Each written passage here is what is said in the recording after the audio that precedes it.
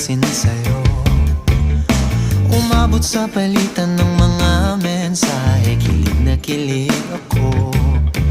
Kumusta, kain na, hello, magandang umaga.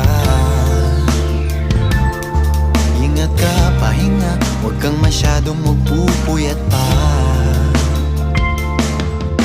Naramdaman ng puso na dahan-dahan akong nahuhulog sa'yo. Sa kada araw natin na pag-uusap, meron nang namumuo.